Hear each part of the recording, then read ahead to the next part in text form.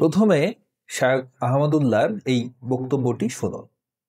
সামির আহমেদ জানতে চেয়েছেন, আজ আমাদের এখানে জুমার খুতবা ইমাম সাহেব বয়ানে বলেছিলেন যে মালাকুল মউতকে জিজ্ঞেস করা হলো রাসূল সাল্লাল্লাহু আলাইহি সাল্লামের উম্মতের মৃত্যু কি অনেক কষ্টের?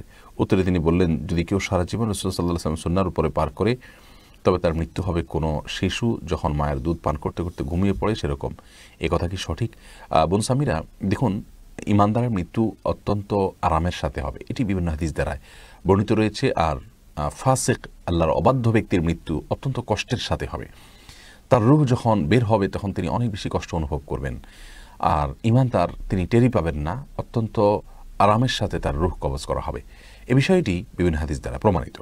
খাইবারে খাবারের মধ্যে বিষ মিশিয়ে দেয়া হয়, জানেন ঘটনা? এক ইহুদি নারী দাওয়াত দিয়েছে বিশ্বনবীকে।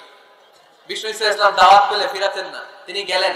খাসির গোশত খেতে পছন্দ করতেন, খাসির গোশতের মধ্যে পয়জন মিক্স করে দেয়া হলো, বিষ।